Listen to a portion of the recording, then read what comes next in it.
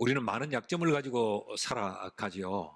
약점 없는 사람은 없습니다. 저마다 나름대로의 약점을 가지고 살아가는데 우리 모두의 공통된 약점도 있어요. 그런 약점 중 하나가 자기 자신을 잘 모른다라고 하는 것입니다. 다른 사람들은 모두가 자신에 대해서 객관적으로 알고 있는 사실을 정작 본인은 전혀 그런 사실을 잘 모르고 있는 경우들이 대단히 많습니다. 왜 그럴까? 내게는 내가 나를 볼 수 있는 눈이 없기 때문에 그렇습니다. 그래서 우리의 눈은 늘 상대를, 남을 향하여 있기 때문에 다른 사람의 약점은 굉장히 잘 보입니다. 그래서 판단도 잘하고 지적도 잘하고 평가도 잘하는데 정작 자기를 볼 수 없어 자기에 대해서는 모르고 있는 경우들이 대단히 많죠. 이것이 우리의 약점입니다. 그러나 내가 나를 볼 수 있는 수단이 있습니다. 그것이 바로 거울입니다. 거울 앞에 서면 내가 나를 볼 수 있지요. 그런데 거울 앞에서 나를 볼 때에도 우리가 한 가지 기억해야 될 것이 있는데 그것은 시각입니다. 내가 나를 바라보는 그 각도입니다. 어떤 각도에서 나를 비추고 보느냐에 따라서 내 모습이 전혀 달라지기 때문에 그렇습니다. 우리 그리스도인에게는 우리를 볼 수 있는 또 하나의 수단이 있는데 그것이 바로 하나님의 말씀입니다. 성경 앞에, 하나님의 말씀 앞에 나를 세우면 내 모습을 적나라하게 살필 수 있습니다. 그런데 이것도 마찬가지로 그 하나님의 말씀을 어떤 시각으로 마주하느냐에 따라서 우리가 나를 정확하게 보지 못할 수도 있어요. 우리가 성경을 봐도 내 좋은 구절만 줄을 치고 내 입에 맞는 구절들만 받아들이고 동일한 말씀도 내 식대로 내 좋은 대로만 해석을 할 위험이 있는 거죠. 이게 말씀을 보는 각도, 시각입니다. 가장 객관적이고 가장 보편적인 시각으로 하나님의 말씀을 대할 수 있는 것이 바로 공예배의 공설교입니다. 오늘 같은 이런 예배에 들려지는 설교는 어떤 특정한 개인을 향한 맞춤형 설교가 아니고 우리 모두에게 아주 보편적이고 그런 객관적인 말씀의 거울이 되는 것이지요. 그래서 이런 설교 앞에 나를 정확하게 세워보면 오늘의 나를 거기에서 만날 수 있는 겁니다. 오늘 이 말씀을 들으면서 오직 나를 비춰보고 오늘 이 말씀에서 나를 찾는 은혜가 있기를 주의 이름으로 축원합니다. 오늘 말씀은 2절밖에 안 되는 짧은 말씀인데 그 가운데서 우리는 1절, 2절 말씀만 집중적으로 살필 것입니다. 예수님께서 이제 자신이 세상을 떠날 때가 하루밖에 남지 않았다는 사실을 알고 예수님은 이 절박한 시간에 사랑을 선택합니다. 그런데 그 다음 절 2절 말씀을 보면 등장하는 인물이 가룟 유다입니다. 이 유다는 어떤 선택을 하는가? 마귀가 벌써 시몬의 아들 가룟 유다의 마음에 예수를 팔려는 생각을 넣었더라. 가룟 유다의 선택은 예수를 배신하는 것입니다. 자기의 육체의 욕망을 위해서 예수를 팔아 넘기는 선택을 가룟 유다는 하게 됩니다. 놀랍게도 이것은 그 순간의 선택으로 끝나는 것이 아니고 가룟 유다는 이 선택으로 말미암아 그의 인생이 실패하게 됩니다. 그런데 그 인생의 실패가 어느 정도이냐? 처참한 실패로 그 생애의 마침표를 찍게 됩니다. 마태복음 27장 5절 말씀을 보시면 유다가 은을 성소에 던져놓고 물러가서 스스로 목매어 죽으니라. 이 가룟 유다의 마지막을 사도행전 1장 17절에서 18절은 또 이렇게도 기록을 했어요. 이 사람, 이 가룟 유다는 본래 우리 수 가운데 참여하여 제자의 가운데 한 사람으로 이 직무의 한 부분을 맡았던 자라. 이 사람이 불의의 삭수로 밭을 사고 후에 몸이 곤두박질하여 배가 터져 창자가 다 흘러나온지라. 그러니까 비참한 인생의 최후를 맞았다라는 것이죠. 가룟 유다는 이 선택으로 말미암아 그의 이름은 역사에서 가장 부끄러운 대명사가 되어버리고 맙니다. 그런데 이런 유다의 배신으로 말미암아 십자가에서 빨가벗기운 채 돌아가셔야 했던 예수는 오히려 부활하셨습니다. 그리고 성천하셨습니다. 그리고 영광 중에 가장 영광스러운 승리자로 세워졌습니다. 이 말씀을 대하면서 우리의 질문은 이것입니다. 왜 가룟 유다는 그랬을까라는 것입니다. 근데 성경을 다시 주목해서 보면 성경은 한 가지 놀라운 사실을 우리에게 가르칩니다. 2절 말씀을 다시 보면 어떻게 시작하고 있는가 하면 마귀가라는 것입니다. 마귀가 시몬의 아들 가룟 유다의 마음에 예수를 팔려는 생각을 넣었더라. 오늘 이 짧은 한 절의 성경이 우리에게 무엇을 가르치려고 하는가 하면 마귀라고 하는 존재를 우리에게 기억하라고 하는 거예요. 그래서 그 첫 번째로 가르치는 것이 마귀입니다. 마귀를 경계해라. 마귀라는 존재를 인식해라. 이것을 성경이 우리에게 메시지로 던지고 있습니다. 2절 말씀을 다시 볼까요? 마귀가 벌써 시몬의 아들 가룟 유다의 마음에 예수를 팔려는 생각을 넣었더라. 여러분, 갑자기 긴장되지 않습니까? 마귀가 조정했구나. 마귀가 가룟 유다를 움직였구나. 마귀가 가룟 유다를 도구로 썼구나. 여러분, 그렇다고 하면 나도 마귀의 유혹의 대상이 될 수 있습니다. 나도 마귀의 도구가 될 수 있습니다. 마귀가 나도 공격할 수 있다는 거죠.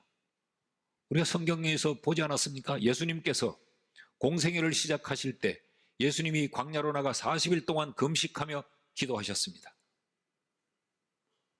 예수님이 누굽니까? 하나님의 아들이에요. 예수님이 지금 뭐 하고 있습니까? 금식하며 기도하고 있습니다. 그런데 그 현장에 마귀가 등장을 합니다. 그리고 그 마귀는 예수에게 덤빕니다. 금식하고 있는 예수에게 배고프지? 이 돌돌로 떡을 만들어 먹을 수 있지 않니? 예수님을 굉장히 위하고 있습니다. 이 공생애를 시작하는데 긴장되지? 얼마나 많은 힘들고 어려운 일들이 있을까? 하늘과 땅의 권세를 내가 네게 줄 수 있어. 편을 들고 위로를 하는 것처럼 예수님에게 접근해서 공격하고 있습니다. 이게 마귀입니다. 마귀를 우리는 마귀로 인식하지 못하니까 마귀가 연인이 되고 마귀가 친구가 되고 마귀가 나의 가까운 가장 내 최애가 되어서 정신없이 나를 공략해 들어오는 거죠. 자, 마귀를 경계하려면 마귀는 어떤 존재인가를 우리가 알아야 되죠. 마귀는, 따라하십시다. 마귀는 실제적 존재이다. 마귀는 실존적 존재예요. 실제하고 있어요. 마귀가 실제한다는 말은 마귀가 활동한다는 이야기입니다. 마귀는 지금 이 시간에도 활동하고 있어요. 금식하며 기도하고 있는 그 현장에 마귀가 예수님에게 덤볐다면 마귀는 지금 예배하고 있는 이 시간 우리에게도 마귀는 공격할 수 있습니다. 우리는 이런 마귀의 실제적 존재에 대한 인식이 우리는 별로 없어요. 따라하실까요? 마귀는 영적인 존재이다. 마귀는 영물입니다. 그렇기 때문에 마귀는 육체적 존재의 한계를 뛰어넘습니다. 그러니까 마귀는요, 제한받지 않아요. 육체에도 공격을 할 수 있어요. 우리의 육신을 병들게도 할 수 있어요. 우리의 육신을 참혹하게 자해하도록 만들 수도 있어요. 그 가룟 유다 스스로 목을 메어 자살하게 만든 얼마든지 우리의 육체를 주무를 수 있어요. 그런가 하면 마귀는 영물이라 우리의 정신세계도 공략할 수 있습니다. 미치도록 만들 수도 있습니다. 마귀는 불신의 세계에만이 아니고 마귀는 성도에게도 공격할 수 있어요. 영물이기 때문에 그렇습니다. 우리가 종종 이런 말 하죠. 귀신 같다, 그런 말 하죠. 따라하십시다. 마귀는 속이는 자이다. 자, 마귀는 실존하는 실제적 존재이고 마귀는 영적 영물일 뿐만 아니라 마귀는 속이는 자예요. 이 마귀 디아볼로스라고 하는 이 말은 속이는 자, 참소자, 비방자. 그 마귀의 특성은 좋은 건 하나도 없어요. 속이고 다를 참소하고, 예? 말을 옮기고 말거리를 만들고 여기 말 저기 물어 옮기고 이 고소를 저쪽에 고소하고 비판하고 판단하고 늘 이런 중상모략하고 남을 비방하는, 이게 마귀의 본성입니다. 근데 우리가 이걸 왜 모르느냐? 마귀가 속이며 들어오기 때문에. 마귀가 뿔을 달고 이빨에 피를 철철 흘리면서 나 마귀 이러고 오면 우리가 절대로 안 속죠. 그런데 이런 속임을 가지고 우리를 공략하니까 우리가 다 속아 넘어간, 웰컴 하고 맞이하는 거죠. 마귀는 뭐고 사탄은 또 뭔가, 그렇게 헷갈려하는 교인들도 참 많아요. 마귀와 사탄은 같은 말입니다. 사탄의 신약적 번역이 마귀입니다. 마귀. 예. 계시록 12장 9절에 보면 큰 용이 내쫓기니 옛 뱀, 곧 마귀라고도 하고 사탄이라고도 하며 온 천하를 꿰는 자라. 옛 뱀, 에덴 동산에서 아담과 하와를 미혹하던 옛 뱀, 이건 마귀라고도 하고 사탄이라고도 하는데 그 본성은 속이는 자, 꿰는 자다. 꿰는 자. 예수님께서 마태복음 4장에 보면 광야로 나가 금식하실 때 마귀에게 시험을 받으사, 그렇게 돼 있어요. 마귀에게 시험을 받았다고 했는데 예수님께서 그 마귀를 물리칠 때는 사탄아 물러가라 그랬어요. 마귀와 사탄은 같은 말입니다. 여러분, 그러니까 이 마귀가 늘 우리를 꼬이고 속이고 우리를 불행하게 불편하게 만든단 말이죠. 그러니까 이 마귀의 비방에 속아 넘어가면 그 인생은 망합니다. 네, 우리가 알아야 될 것은 마귀는 실제하고 마귀는 영물이고 마귀는 우리를 속인다. 이런 마귀가 우리를 속임의 대상으로 물색하고 있다는 겁니다.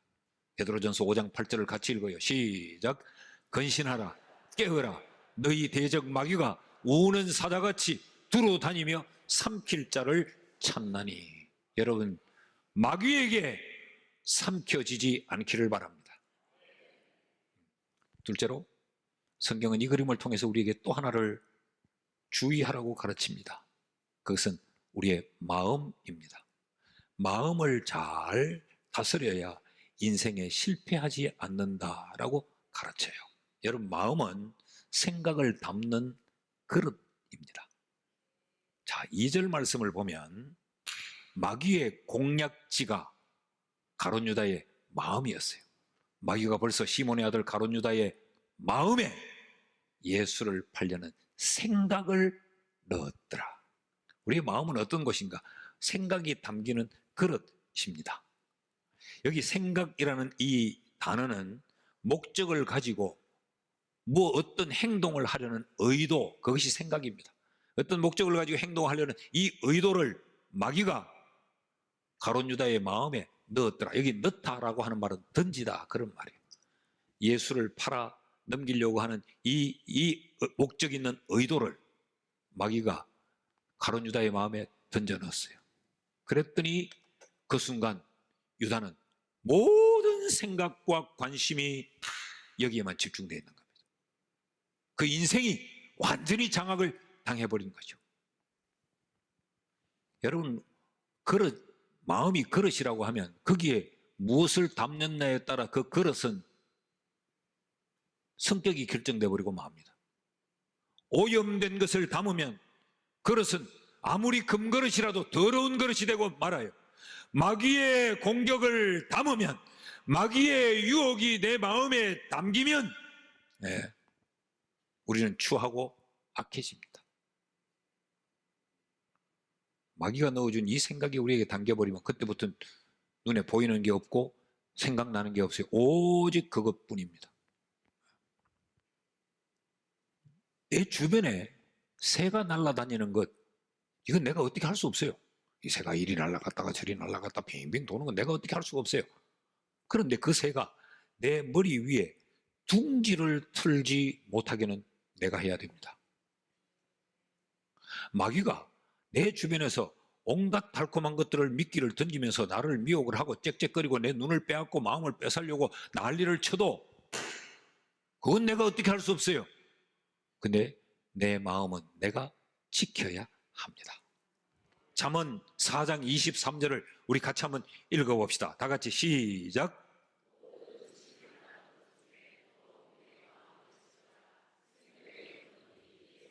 지킬 만한 것 중에 네 마음을 지키라. 생명의 근원이 거기서 난다. 무슨 말이? 죽고 사는 것이 우리의 마음에 달렸다는 겁니다. 내 인생의 성공과 실패가 내 마음에 담겼어요. 마음에 무엇을 담느냐에. 자, 아까 가룟 유다가 어떻게 그럴 수 있었는가? 그 마귀가 그렇게 했다고 하지요. 2절 말씀을 다시 한번 보면요. 마귀가 벌써 시몬의 아들 가룟 유다의 마음에 예수 팔려는 생각을 넣었더라. 그러니까 가룟 유다가 그렇게 행동한 것은 이미 그의 마음이 마귀에게 점령을 당해서 그렇다는 거예요. 요한복음 12장 4절과 5절을 보면 제자 중 하나로 예수를 잡아줄 가룟 유다가 말하되 이 향유를 어찌하여 300데나리온에 팔아 가난한 자들에게 주지 아니하였느냐 하니. 여러분, 우리가 모시고 있는 선생에게 마리아가 와서 그 향유를 발에 깨부어주면 예수의 제자인 우리는 어때요? 고맙지? 아유 고마워요, 우리 선생님한테 그렇게 잘해줘서.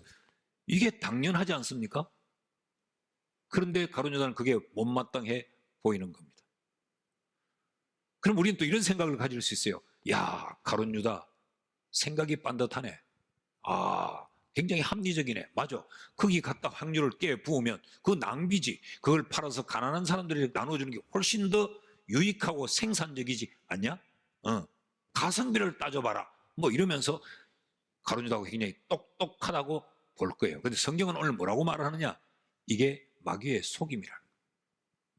이미 가룟 유다의 마음에 마귀가 그런 생각을 넣었더니 모든 게 삐딱하게 보이는 겁니다.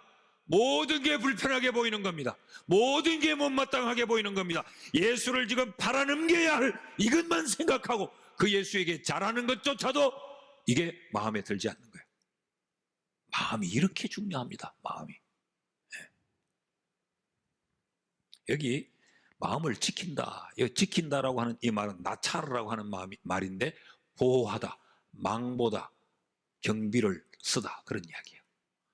내 마음을 망보십시오. 지금 마귀가 울타리를 허물고 있는지 아닌지, 지금 나를 공격해 오고 있는지 아닌지, 내 마음의 지금 상태가 어떤지, 내 마음에 잡초가 가득 피어 올랐는지 안 올랐는지 내 마음을 망봐야 돼요. 화단의 잡초도 봐야 되지만 내 심령의 잡초도 봐야 되는 거죠. 그래서 내 심령에 경비를 딱 세워둬야 됩니다. 그래, 네가 마귀가 돌아다니는 건 어쩔 수 없다. 우는 사자처럼 다니는 건 어쩔 수 없는데 내 마음은 안 돼. 내 마음에는 못 들어와. 여러분, 마음 관리 잘 하시는 성도가 되기를 주의 이름으로 축복합니다. 어떻게 지키나? 신명기 15장 9절 말씀을 보면요, 삼가 너는 마음에 악한 생각을 품지 말라. 여러분, 우리 악한 생각을 내가 품으면 안 돼요. 악한 생각은 늘 내쳐버려야 됩니다. 악한 생각. 그런가 하면 로마서 12장 3절은 또 이렇게도 가르쳐요. 내게 주신 은혜로 말미암아 너희 각 사람에게 말하노니 마땅히 생각할 그 이상의 생각을 품지 말고 오직 하나님께서 각 사람에게 나누어 주신 믿음의 분량대로만 지혜롭게 생각해라. 과욕을 부리지 말라는 겁니다. 하나님이 내게 주신 그 은사대로 그 분량대로만 해라. 네가 오버하지 마라. 그런 이야기입니다. 그러면 마귀가 요거는 쉽게 넘어오겠다. 우리의 마음을 건드리는. 빌립보서 4장 6절에서 7절은 이렇게 말해요. 아무것도 염려하지 말고, 이 말은 지금 복잡하다는 거죠. 다만 모든 일에 기도와 간구로 너희 구할 것을 감사함으로 하나님께 아뢰라. 그리하면 모든 지각에 뛰어난 하나님의 평강이 그리스도 예수 안에서 너희 마음과 생각을 지키시리라. 누가 지켜요? 하나님이. 그래서 어떻게 하라고요? 기도하면 하나님이 우리의 마음을, 우리의 생각을 경비서 주신다는 거죠. 오늘 이 말씀이 우리에게 깊은 깨달음이 있어져서 우리를 살피고 우리의 마음을 다시 진정시키며 잘 지키는 이런 은혜의 말씀이 될 수 있기를 주의 이름으로 축복합니다. 셋째로, 성경은 우리에게 이 가룟 유다를 보여주면서 우리에게 또 하나 환경이 대단히 중요하다는 사실을 우리에게 가르칩니다. 2절 말씀을 다시 보시죠. 마귀가 벌써 시몬의 아들 가룟 유다의 마음에 예수를 팔려는 생각을 넣었더라. 여기 특이한 점이 하나 있는데, 유다를 소개하면서 시몬의 아들 유다, 가룟 유다라고 소개하고 있어요. 많은 분들이 가룟 유다가 이름인 줄 아는데, 가룟은 유다의 출신지 고향입니다. 그리옷, 가룟 사람 유다. 그러면 유다가 하도 많으니까. 지금 성경은 이 유다를 언급하면서 아주 의도적으로 두 가지를 드러내려고 하는 거지요. 하나는 시몬의 아들 혈통을 드러내려고 하는 것이고, 하나는 이 가룟 출신이라는 이 출신지를 드러내려고 하는 의도가 여기 있는 겁니다. 여러분, 우리가 성경을 이렇게 보면 성경에 등장하는 인물들은 성씨가 없어요. 그렇죠? 그냥 모세면 모세요. 바울이면 바울이요. 엘리야면 엘리야요. 그건 뭐 김바울, 뭐 이엘리사 이런 게 없어요. 원래 이 유다 백성들은 성씨가 없었어요. 왜 그러냐? 이유는 아주 간단합니다. 우리는 하나님의 자녀다라고 하는 것 때문에 별로 뭐 성을 나누고 이럴 이유가 없었어요. 그러다가 이제 점점 사람이 많아지게 되니까 이 사람 구별이 굉장히 어려워졌어요. 유다도 이 유다 저 유다가 많아지니까 이걸 구별하기 위해 앞에 붙인 것이 이 두 가지입니다. 하나는 출신지를 언급하는 거죠. 그러면서 또 하나 그 혈통을 언급합니다. 아버지나 할아버지나 그 조상을 아묵의 아들아이가 아묵의 딸이다 이렇게 하는 거예요. 지금은 이스라엘 백성들이 성씨를 다 가지고 있어요. 이들이 흩어진 유대인 디아스포라로 살면서 그들이 있는 그곳에서 나라의 규례를 따라 호적을 해야 되기 때문에 이제 성씨들을 다 만들었지만 과거에는 그렇게 없었던 겁니다. 자, 그런데 왜 이들은 지금 부모를 언급하면서 자식을 소개하냐면 이 유대인들에겐 부모로부터 인격과 성품과 심지어 신앙까지 영향을 받는다고 하는 사실을 확신했기 때문에 그래요. 그렇다면 이 말씀을 다시 한번 보시죠. 시몬의 아들이었다. 부모로부터 잘못 배웠다는 이야기입니다. 부모가 잘못 가르쳤다는 이야기입니다. 가룟 유다다. 그 말은요, 그가 늘 경험하며 머물러 살던 삶의 자리, 환경적 조건이 영적으로 건강하지 않았다는 이야기입니다. 여러분의 삶의 자리를 한번 돌아보십시오. 얼마만큼 영적인 환경에, 얼마만큼 이 신앙적이고 긍정적인 그런 환경에 우리가 머물고 있는가? 여러분, 나는 어떤 환경에 머물고 있는지요? 내가 어울리는 사람들은 어떤 사람들인지요? 여러분, 우리는 우리의 자녀들에게 어떤 모습을 보이고 있는지요? 말씀을 맺습니다. 사랑하는 여러분, 가룟 유다의 길을 가시겠습니까? 아니면 예수의 길을 가시겠습니까? 여러분의 인생에 승리로, 영광으로, 축복으로 그렇게 마무리되기를 원합니까? 아니면 실패로, 비참함으로, 저주로 그렇게 마무리되기를 원하십니까? 오늘 성경은 마귀의 마음, 환경, 이 세 가지를 주의하라고 가르칩니다. 여러분의 가정을 영적인 환경으로 만드십시오. 우리 교회를 아름다운 영적 공동체의 환경으로 만들어야 됩니다. 그래야 우리가 승리할 수 있어요.